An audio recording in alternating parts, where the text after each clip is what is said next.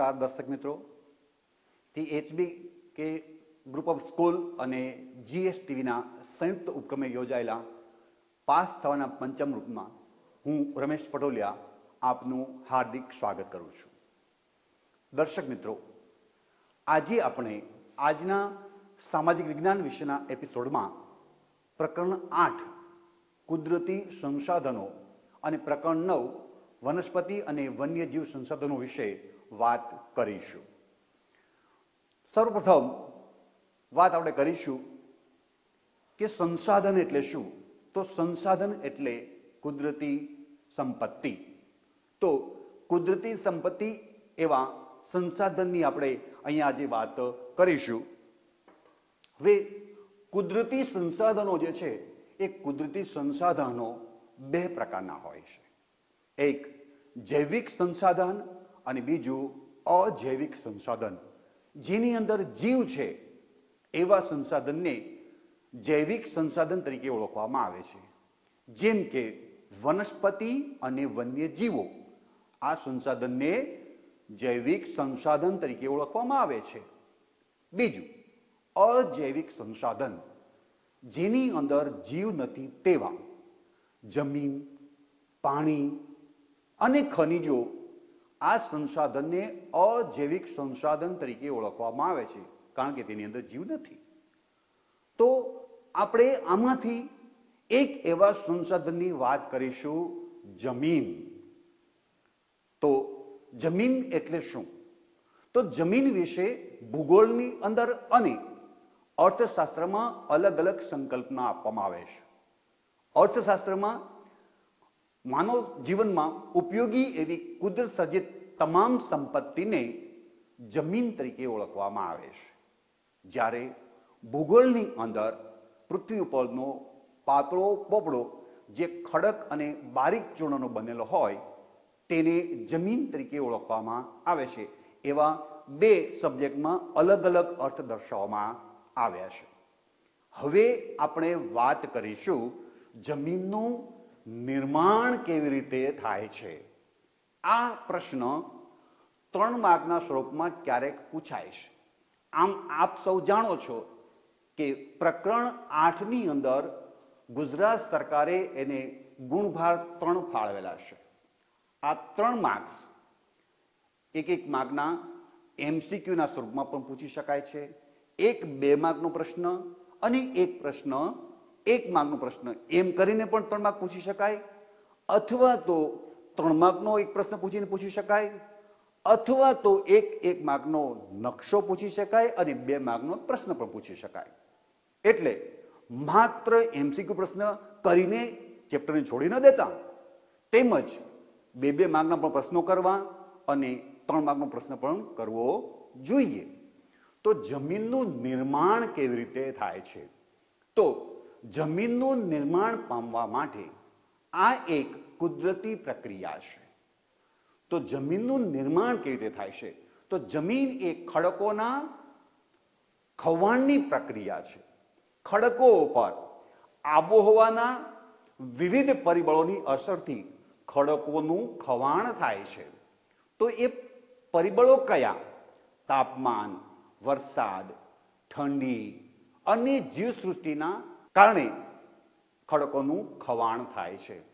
ખડકોનું ખવાણ થવાથી ખડકોને ભાંગીને ભૂકો થઈ જાય છે, જેની અંદર ખડકોના ટુકડા, માટી, રજકણો જે બધું હોય છે, જેને ભૂગોળની ભાષામાં રેગોલિથ તરીકે ઓળખવામાં આવે છે, જે બધા ખનિજ દ્રવ્યો તરીકે ઓળખાય છે.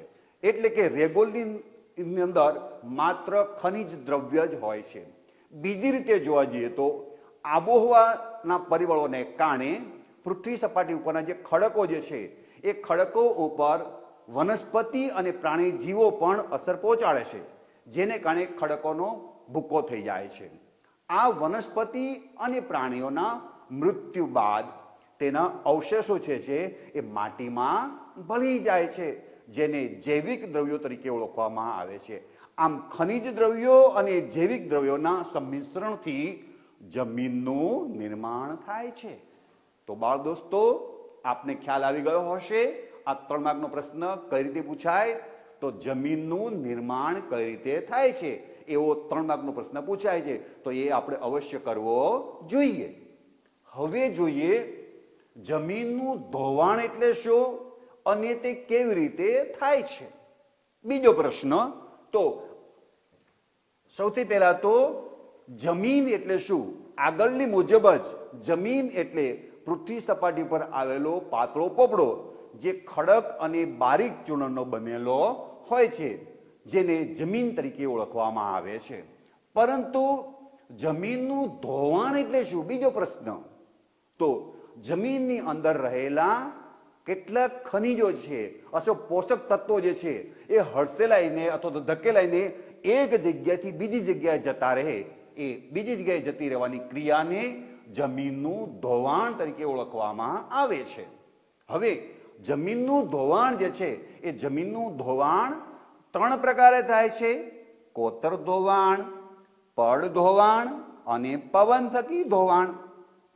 હવે વાત કરીએ કોતર ધોવાણ કેવી રીતે થાય છે. ધોધમાર વરસાદ પડે છે ત્યારે નદીમાં વિનાશક પૂર આવે છે અને પૂર આવવાને કારણે નદી કિનારાની જે સુપીક માટી કહી શકાય એ નદીના વહેણમાં ધસડાઈને સમુદ્ર સુધી ચાલી જાય છે. આવા ધોવાણને કોતર ધોવાણ તરીકે ઓળખવામાં આવે છે. આપ સૌ જાણો છો કે મધ્યપ્રદેશમાં ચંબલ નદીની કોતરોમાં આવું ધોવાણ ખૂબ વધારે થાય છે. હવે બીજું ધોવાણ, પડ ધોવાણ. તો ધોધમાર વરસાદને કારણે જે જમીન ઢોળાવવાળી હોય એવા ખેતરોનું ઉપલું પડ ધોવાઈને પાણીમાં ચાલ્યું જાય છે. આવા ધોવાણને પડ ધોવાણ તરીકે ઓળખવામાં આવે છે. અને ત્રીજું ધોવાણ છે પવન થકી ધોવાણ. હા દોસ્તો, તમને ચોક્કસ એવો પ્રશ્ન થતો હશે, પવનથી તો ધોવાણ થાય ખરું? હા, ચોક્કસ થઈ શકે, કેમ નહીં? પવન થકી રણની રેતી ઉડીને એક જગ્યાથી બીજી જગ્યાએ નિક્ષેપિત થાય તેને પવન થકી ધોવાણ તરીકે ઓળખવામાં આવે છે. આપણે બધાને ખ્યાલ છે કે રણની રેતી એક જગ્યાથી બીજી જગ્યાએ ઉડીને જાય છે અને સારી જમીન ઉપર ક્ષારીય કણો પડે છે, એને કારણે સારી જમીન ખરાબ થઈ જાય છે. આવી ભૂમિને ખરાબાની ભૂમિ તરીકે ઓળખવામાં આવે છે અથવા તો પવન થકી ધોવાણ તરીકે ઓળખવામાં આવે છે. ભારતની કુલ જે ખેતીલાયક જમીન છે એ ખેતીલાયક જમીનમાંથી લગભગ 13 કરોડ હેક્ટર ભૂમિનું ધોવાણ થઈ ચૂક્યું છે. આજે આવી જમીનને આપણે ખરેખર બચાવવાની જરૂર છે. જો આપણે જમીનને નહીં બચાવીએ તો આપણા અસ્તિત્વનો સવાલ ઊભો થશે. કારણ કે માણસની જે ખાવા માટે જે અનાજ જે પાકે છે આ જમીનો પર પાકે છે અને એ જમીન જો આપણે નહીં બચાવી શકીએ તો માણસનું અસ્તિત્વ કેવી રીતે ટકી શકશે? તો બાળ દોસ્તો, જમીનનું ધોવાણ એટલે શું અને તે કેવી રીતે થાય છે તે પણ 2 અથવા તો 3 માર્કમાં પ્રશ્ન આવી શકે છે. હવે પાછો પ્રશ્ન એમાંથી બીજો કે જમીનનું ધોવાણ અટકાવવા માટેના ઉપાયો કયા કયા છે? આ પ્રશ્ન પણ 3 માર્કમાં આવી શકે છે. તો જમીનનું ધોવાણ અટકાવવા માટેના ઉપાયો 3 છે. સૌથી પહેલા જોઈએ કોતર ધોવાણને અટકાવવા માટેના ઉપાયો. તો કોતર ધોવાણ નદીના વહેણને કારણે થાય છે. નદીમાં જે વિનાશક પૂર આવે છે એને કારણે કોતર ધોવાણ થાય છે. તો આ વિનાશક પૂર જે છે એ પૂરના પાણીને નિયંત્રિત કરવા માટે નદી ઉપર બંધ બાંધવો જોઈએ. જો નદી પર બંધ બાંધીએ તો પાણીના વહેણની ગતિ જે છે એ ગતિને મંદ કરી શકાય, ધીમી કરી શકાય અને કોતર ધોવાણ થતું અટકાવી શકાય. કારણ કે અહીંયા બંધ બાંધેલો હોય તો નદીના વહેણની ગતિ ધીમી થઈ શકે, એટલે કિનારા ઉપરનું જે ધોવાણ જે થાય છે એને અટકાવી શકાય. અથવા તો નદીના બંને કાંઠાઓ પર વૃક્ષો વાવવા જોઈએ. આ વૃક્ષો વાવવાથી નદી કિનારાને માટી જે છે એ સુપીક માટીને વૃક્ષોના મૂળ જે છે એ માટીને જકડી રાખે છે, જેથી કરીને કોતર ધોવાણ ઓછું થઈ જાય છે. બીજું ધોવાણ છે પડ ધોવાણ. ઢોળાવવાળી જે જમીનો જે છે અથવા તો ઢોળાવાળા જે ખેતરો જે છે એ ખેતરોને સીડીદાર ખેતરો બનાવવા જોઈએ. આવા સીડીદાર ખેતરો બનાવવામાં આવે તો ઢોળા ઉપર પાણી જે ઝડપથી જ વહે છે એ ઝડપથી વહેતા પાણીની ગતિને થોડી મંદ કરી શકાય અને એને કારણે પડ ધોવાણ ઓછું થઈ શકે છે. અથવા તો ખેતરોની અંદર જે ચાસ પાડવામાં આવતા હોય છે એ ચાસ આડા પાડવા જોઈએ. પાણીના વહેણના માર્ગમાં જો ચાસ આડા પાડવામાં આવે તો પડ ધોવાણને ઓછું કરી શકાય અને ખેતીલાયક જમીનને બચાવી શકાય. પવન થકી ધોવાણ, રણની રેતી ઉડીને એક જગ્યાએ બીજી જગ્યાએ જે નિક્ષેપિત થાય છે એને ઓછું કરવા માટે જ્યાં રણની શરૂઆત થતી હોય ત્યાં જાડી ઝાખરા અને વૃક્ષો વાવવા જોઈએ. આ વૃક્ષો જે છે એ વૃક્ષો પવનની ગતિને મંદ કરે છે અને રણની રેતીને ઉડીને આગળ જતા એને રોકવાનું કાર્ય કરે છે. તો આવી રીતે જમીનને ધોવાણ થતું આપણે અટકાવી શકીએ છીએ. તો આ પણ 3 માર્કનો પ્રશ્ન આવી શકે છે. હવે વાત કરીશું જમીનના પ્રકારો વિશે. તો આપણે જમીનનો અર્થ તો આગળ ભણી ગયા છીએ. હવે જમીનના પ્રકારો વિશે અલગ અલગ સમયથી એને અલગ અલગ નામથી ઓળખવામાં આવે છે. પ્રાચીન સમયમાં જમીનને ઉપજાઉ અને બિન ઉપજાઉ નામથી ઓળખવામાં આવતી હતી. તેમજ રંગોના આધારે કાળી, રાતી, પીળી, રાખોડી વગેરે નામથી ઓળખવામાં આવતી હતી. અને કણને આધારે કાંપાળ, માટિયાળ, રેતાળ વગેરે નામથી પણ ઓળખવામાં આવે છે. પણ ભારતની જે જમીન જે છે એ ભારતની જમીનને ભૌગોલિક પરિભાષામાં જુદા જુદા પ્રકારે ઓળખવામાં આવે છે. ભૂગોળની પરિભાષામાં જે જમીન જે છે એ જમીનને કાપની જમીન, કાળી જમીન, પહાડી જમીન, પડખાવ જમીન, રાતી જમીન અને રેતાળ જમીન એવા 6 પ્રકારે ઓળખવામાં આવે છે. આ જે 6 જ પ્રકાર જે છે એને યાદ રાખવા માટે એક નાનું એવું સૂત્ર હું તમને આપું છું. ગણિતની ભાષામાં અને ભૂગોળની ભાષામાં બંને મિશ્ર ભાષામાં કહું કે ક પ ર એનો સ્ક્વેર, ક પ ર એનો સ્ક્વેર. ક એટલે કાળી અને કાપની, પ પહાડી અને પડખાવ, ર રાતી અને રેતાળ. દરેક પ્રકારો ડબલ ડબલ અક્ષરોથી શરૂઆત થાય છે એટલે આપ સૌને સરળતાથી યાદ રહી જશે. હવે વાત કરીએ કાપની જમીન.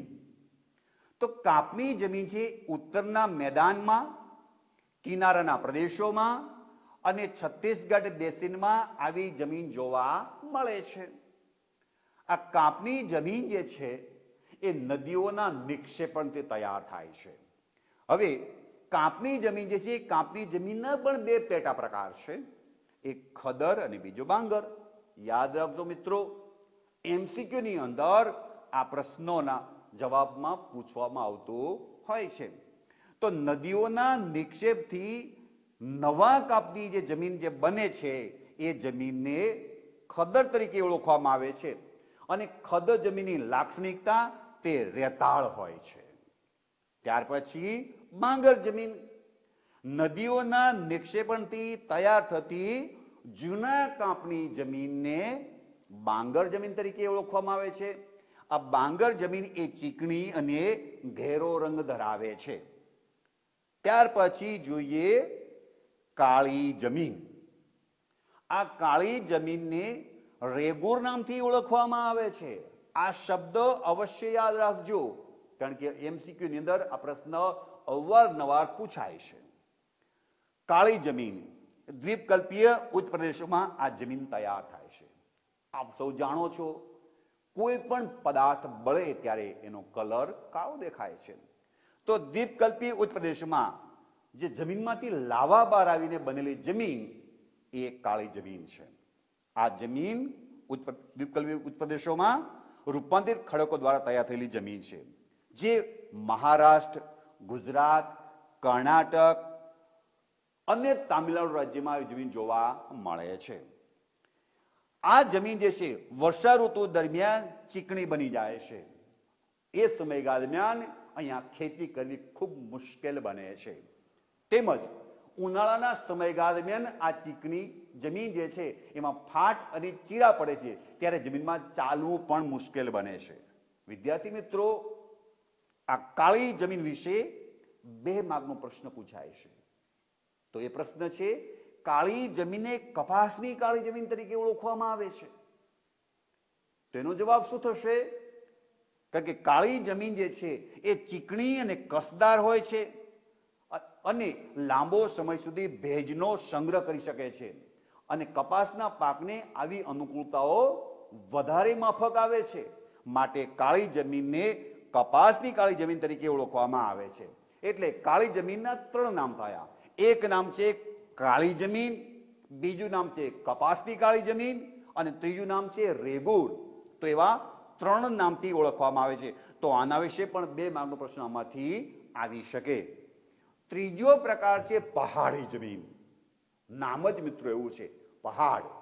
તો આપ સૌ જાણો છો, તો આવી જમીન ક્યાં હોય? પહાડોમાં. અને પહાડો ક્યાં? તો આપણા દેશની અંદર વાત કરીએ તો સૌથી મોટો પહાડ ઉત્તર ભારતમાં જમ્મુ કાશ્મીરમાં હિમાલય પર્વત છે. તો જમ્મુ કાશ્મીર રાજ્યમાં ઉત્તરાંચલ, મેઘાલય વગેરે રાજ્યોની અંદર પહાડી જમીન જોવા મળે છે. આ પહાડો ઉપર વનસ્પતિ વધારે ઉગતી હોવાને કારણે એ જમીનની અંદર જૈવિક દ્રવ્યોનું પ્રમાણ વધારે હોય છે. છતાં આ જમીન બધી જ જગ્યાએ ઉપજાઉ જોવા મળતી નથી. જેમ કે હિમાલયમાં આવેલા શિવાલિકની પર્વત શ્રેણીમાં આ પહાડી જમીન ઓછી ઉપજાઉ છે. ચોથો પ્રકાર પડખાવ જમીન. પડખાવ નામ જ એવું છે કે જે જમીનનું ઉપરનું પડ તીવ્ર વરસાદના ધોવાણને કારણે પડ ખવાઈ ગયું છે, અથવા તો એ જમીનના કેટલાક દ્રવ્યો જમીનની અંદર ઉતરી ગયા છે, એવી જમીનને પડખાવ જમીન તરીકે ઓળખવામાં આવે છે. આ જમીનની અંદર જૈવિક દ્રવ્યોનું પ્રમાણ ખૂબ ઓછું હોય છે, અને એને કારણે જમીન ખૂબ જ ઓછી ફળદ્રુપ હોય છે. આ જમીન કર્ણાટક, કેરળ, અસમ અને મેઘાલય રાજ્યમાં જોવા મળે છે. ત્યાર પછી રાતી જમીન. આપ સૌ જાણો છો કે રાતો એક કલરનું નામ છે. આ જમીનની અંદર લોહ અને સેન્દ્રિય તત્વોને કારણે આ જમીનનો રંગ લાલ દેખાય છે. કોઈ પણ લોખંડ પદાર્થ જે છે, જ્યારે ભેજ લાગે છે ત્યારે એમાં કાટ આવે છે, અને કાટનો રંગ લાલ હોય છે, એટલે આ જમીનને રાતી જમીન તરીકે ઓળખવામાં આવે છે. આ જમીન ગોવા, કર્ણાટક, ઝારખંડ, ઓરિસ્સા અને આપણા ગુજરાતના સૌરાષ્ટ્રના ભાગોમાં પણ આવી જમીન જોવા મળે છે. ત્યાર પછી રેતાળ જમીન. તો આ પ્રકારની જમીનને રણ પ્રકારની જમીન તરીકે ઓળખવામાં આવે છે. આ જમીન જે છે ભારતના રણ પ્રદેશમાં જોવા મળે છે. તો ગુજરાતમાં કચ્છનું રણ, રાજસ્થાન રણ વિસ્તારમાં, પંજાબ અને હરિયાણાના કેટલાક ભાગોમાં પણ આવી જમીન જોવા મળે છે. આ જમીનની અંદર ક્ષારીય તત્વો હોવાને કારણે આ જમીન ખૂબ જ ઓછી ઉપજાઉ હોય છે. વિદ્યાર્થી મિત્રો, આપણે આગળના ભાગમાં જોયું જમીનના પ્રકારો. હવે એક નવો પ્રશ્ન આવે છે, ભૂમિના ઉપયોગો. તો ભારતનો 32.87 લાખ ચોરસ કિલોમીટર ભારતનો કુલ ભૂમિ વિસ્તાર છે. એમાંથી 93% જેટલી ભૂમિ આપણા ખેતીલાયકમાં આવી શકે તેવી ભૂમિ છે. હવે જોઈએ 1950-51માં ભારતની ભૂમિ અને 1999 અને 2000 સાલની અંદર ભારતની ભૂમિના કયા ઉપયોગો થતા હતા એની વાત. 42% 1950-51 ઉપયોગ થતો હતો વાવેતર હેઠળ, જ્યારે હવે 1999 થી 36% ઉપયોગ થવા લાગ્યો છે. 1950-51ની અંદર પહેલા 14% ઉપયોગમાં જંગલોનું હતા, હવે 22% જંગલોનું પ્રમાણ થઈ ગયું છે. ખેતી માટે ઉપલબ્ધ જમીન પહેલા 17% નહોતી, આજે 14%, એટલે કે ખેતીલાયક ઉપયોગ માટે જમીનમાં આપણે વધારો કરી શક્યા છીએ. પડતર ભૂમિ પહેલા 10% હતી, જેમાં હવે ઘટાડો થઈ અને 8% થઈ ગઈ છે. ઉજ્જડ ભૂમિ 8% હતી, એની જગ્યાએ હવે માત્ર 5% છે. પહેલા કાયમી ગોચરો 9% વિસ્તારમાં હતા, હવે ગોચરોનું પ્રમાણ ઘટી અને 4% થયું છે. બાગ બગીચાના માટે જમીન પહેલા નહોતી, હવે 1% જેટલી જમીનમાં બાગ બગીચા પણ બનાવવામાં આવ્યા છે. અને 16% ભૂમિભાગમાં એકથી વધુ વખત એટલે કે એકથી વધુ વખત વર્ષમાં પાક લેવામાં આવે છે. હવે જોઈએ પ્રકરણ 9 ની અંદર જંગલોના પ્રકાર. તો જંગલોના 3 પ્રકાર છે: આરક્ષિત, સંરક્ષિત અને બિનવર્ગીકૃત. જે જંગલોની એમાંથી લાકડો કે જંગલો પેદાશો મેળવવા માટે કે ખેતી માટે કે પશુ ચરાવવા માટે પ્રતિબંધ મૂકવામાં આવ્યો છે, એવા જંગલોને આરક્ષિત જંગલ તરીકે ઓળખવામાં આવે છે. અને સામાન્ય નિયમો સાથે ખેતી માટે છૂટછાટ આપવામાં આવી હોય એવા જંગલોને સંરક્ષિત જંગલો તરીકે ઓળખવામાં આવે છે. અને સંપૂર્ણપણે છૂટી હોવા છતાં કોઈ ત્યાં જઈ શકતા નથી એવા જંગલોને બિનવર્ગીકૃત જંગલો તરીકે ઓળખવામાં આવે છે. આરક્ષિત જંગલોનું પ્રમાણ છે 54.4%, સંરક્ષિત જંગલોનું પ્રમાણ છે 29.2% અને બિનવર્ગીકૃત જંગલોનું પ્રમાણ છે 16.4%. એમ 100% ભારતના જંગલો છે એ વહીવટી હેતુસર પ્રકાર છે.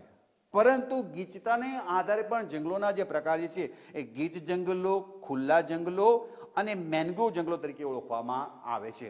જે વિસ્તારમાં 200 સેન્ટીમીટર કરતાં વધુ વરસાદ પડે છે એવા જંગલોને સઘન જંગલો તરીકે ઓળખવામાં આવે છે અને એનું પ્રમાણ છે 59%.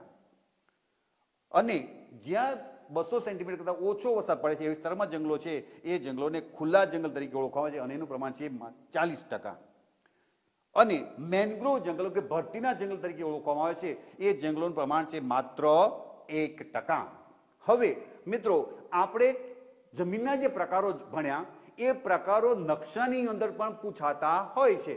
તો નકશાની અંદર આ જંગલોના પ્રકારોને કેવી રીતે આપણે દર્શાવી શકીએ? તો સૌથી પહેલા જોઈએ કાપની જમીન. તો કાપની જમીનને દર્શાવવા માટે સૌથી પહેલા તો નકશાની અંદર આપણે સંજ્ઞા સૂચિ અવશ્ય બનાવવી પડે. સંજ્ઞા સૂચિ વગર નકશો માન્ય રાખવામાં આવતો નથી. હવે આ કાપની જમીન જે છે એ કાપની જમીન ઉત્તરના મેદાનોમાં આવેલી જમીન હોવાને કારણે તો અહીંયા આ કાપની જમીન દર્શાવવામાં આવી છે. આવી રીતે કોઈ કેપ્સ્યુલ બનાવી અને કાપની જમીન તમે નકશામાં દર્શાવી શકો છો. જે સંજ્ઞા તમે અહીંયા દર્શાવો છો એ જ સંજ્ઞા સૂચિમાં અહીંયા હોવી જરૂરી છે, નહીંતર નકશો સાચો પડી શકે નહીં. કાળી જમીન. આ કાળી જમીન જે છે એ ગુજરાત અને કર્ણાટકની અંદર આવેલી, મહારાષ્ટ્રમાં પણ આવેલી જમીન છે. આ જમીનને કાળી જમીન તરીકે ઓળખવામાં આવે છે. પહાડી જમીન. આપણે કીધું હતું કે પહાડોમાં આવી જમીન આવેલી છે, તો ઉત્તર ભારતની અંદર આ જમીન પહાડી જમીન આવેલી છે. ત્યારબાદ પડખાવ જમીન. તીવ્ર ધોવાણને કારણે જે જમીનનું પડ ધોવાઈ ગયું છે તેવી જમીનને પડખાવ જમીન તરીકે ઓળખવામાં આવે છે. તો આ જમીન છે એ પડખાવ જમીન. રાતી જમીન. જે જમીનનો રંગ રાતો દેખાય છે લોહ તત્વને કારણે એ જમીનને રાતી જમીન તરીકે ઓળખવામાં છે. તે પણ આવી રીતે કેપ્સ્યુલ બતાવીને કોઈ એક ભાગમાં દર્શાવી શકો છો. અને રેતાળ જમીન. તો રેતાળ જમીન રણ પ્રદેશમાં આવેલી હોય છે. તો રણ પ્રદેશ એટલે ભારતીય મહામારું સ્થળ કચ્છનું રણ, રાજસ્થાન રણ પ્રદેશમાં આવી જમીન આવેલી છે. દર્શક મિત્રો, આપ સૌ જાણો છો કે આવી રીતે જો તૈયારી કરવામાં આવે તો આપણે 100% સફળતા પ્રાપ્ત થઈ શકે. આપ જાણો છો કે 12મી માર્ચ 1930 નો દિવસ આપણા દેશ માટે એક ઐતિહાસિક દાંડી કૂચનો દિવસ છે. અને 12મી માર્ચ 2015 નો દિવસ તમારા માટે નવી કૂચ કરવાનો દિવસ છે. માટે વિદ્યાર્થી મિત્રો તૈયાર થઈ જાઓ, શસ્ત્રરૂપે પેન લઈને, અને યુદ્ધના મેદાનની અંદર જેમ લડવૈયો લડવા માટે જાય છે એમ તમારા પરીક્ષા ખંડની અંદર પરીક્ષા ખંડ તમારી